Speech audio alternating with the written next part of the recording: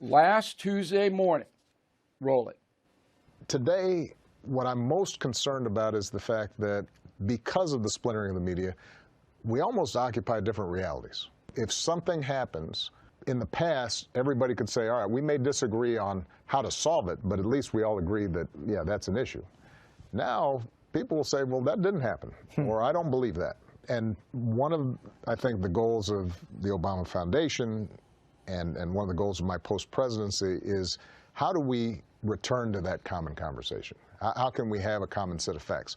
We may disagree on gun violence in terms of what the best prescriptions are, but we can't deny the data that says the United States has levels of gun violence that are 5, 10, 15 times more than other countries. Yep. So if we say that it's just a mental health problem, well, it's not like there aren't people with mental health problems in those other countries. What's the difference? Here is the difference. Now, I'm going to go over this methodically. If you have a paper and pen, and I always recommend you watch and listen to the No Spin News with those items, you might jot down a few notes. The United States is a relatively new country. Even though we were founded in 1776, most other countries throughout the world are much older than we are. And even in places like Africa, where there was colonialism and the countries are newer, the basis of governance was there before the United States even appeared. All right? Europe, Russia, Japan, China, centuries before us. So, in order to become a country, America had to fight a war, the Revolutionary War, with guns. Okay? And in order to expand the country, Americans, after the Revolutionary War, had to go west with guns. Why? Because there were hostiles in the way. There were Europeans, the French, the Spanish, who wanted parts of North America, who would attack Americans. Native Americans, if you read Killing Crazy Horse, I mean, it was brutal for decades. And there was no law. And there were bears, big bears. So every American that forged west had to have a firearm. Back in Philadelphia, where they were forging the Constitution, the founding fathers feared a military takeover of the United States. So therefore, they put in the Second Amendment, giving the citizens the right to bear arms in case the democracy fell apart and some general came in and said, I'm running the country. And how often have we seen that throughout history? So every American that chose to could arm themselves. Now, that tradition never stopped. In fact, the British invaded us in 1812. And then we had the Mexican-American War, which I'm going to tell you about later because it's this day in history, and the Civil War. And then we had the Indian Wars, as I mentioned. Everybody had a gun. And there was no time in history, not 1 year, where there was a movement to ban guns or to disarm the civilian population. Now, I don't know whether Barack Obama understands that or not.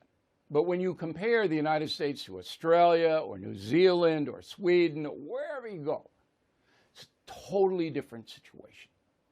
And we have a plurality here of amazing amounts, they call it diversity now, people.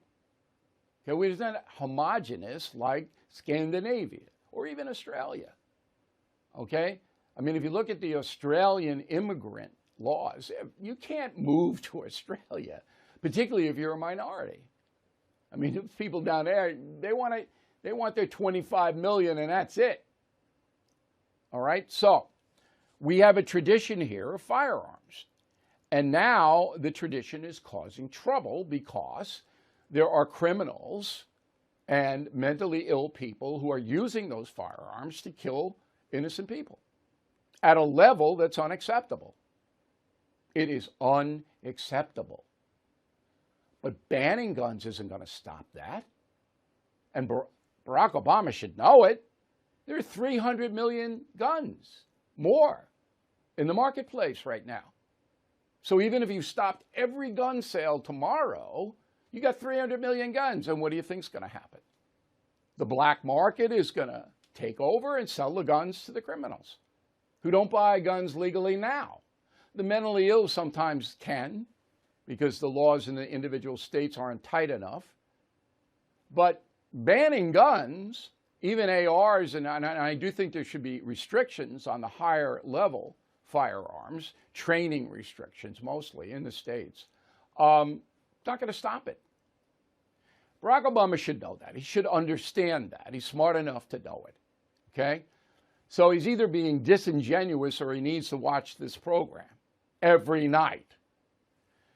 So once you have that situation where the population's divided among gun owners, conservatives, traditionalists who understand how we evolved, and then the left, which wants to ban all guns, okay, because that gives the government more control, and that's what the left wants. A strong central government telling everybody what to do, what to eat, how to live, what car to drive, everything. That is the goal of the far left. Okay. So the last point I want to make is that Obama is right when he says the media is the divider now. That these news operations no longer are in business to serve you, to bring you information, which is what the founding fathers wanted and gave the media special privileges. They're not in business. They couldn't care less about that. They are in business to make money by dividing the population. Okay? And so this team, you watch this channel or listen to that radio station. That team, you do the other. And they all do it. All of them. Now, the cleanest operation is this new News Nation thing, in my opinion. I'm on it, yes, and I have some self-serving reason to tell you that, but I've watched it. They try. Nobody else even trying. Finally, we live in a violent culture. But again, that falls under the First Amendment. Guns are the Second Amendment. And believe me, the Second Amendment is never going to be revoked. Ever. And the First Amendment isn't either. You'd have to have a coup d'etat to get them out of there, which means a military presence would have to take over, totalitarians. Okay. First Amendment allows this violent culture. And the media, Hollywood, the rap industry, all of these people celebrate that and sell that. So mentally ill people become desensitized, if they were ever sensitive to begin with, because they see all this horrible violence on the internet and the movies. They listen to this horrible, horrible so-called music. And, you know, misguided people absorb that and go and act out and kill people. They don't believe in anything. They don't think they're going to hell. They want to die themselves. So I'll take some people with me. That we live in an extremely violent culture. Mexico's worse. Okay? Some other countries throughout the world are worse. But here, don't kid yourself. Our culture is violent. So that is my message to Barack Obama, and that is the memo. You want to comment? Bill@BillO'Reilly.com. Name and town if you wish to opine.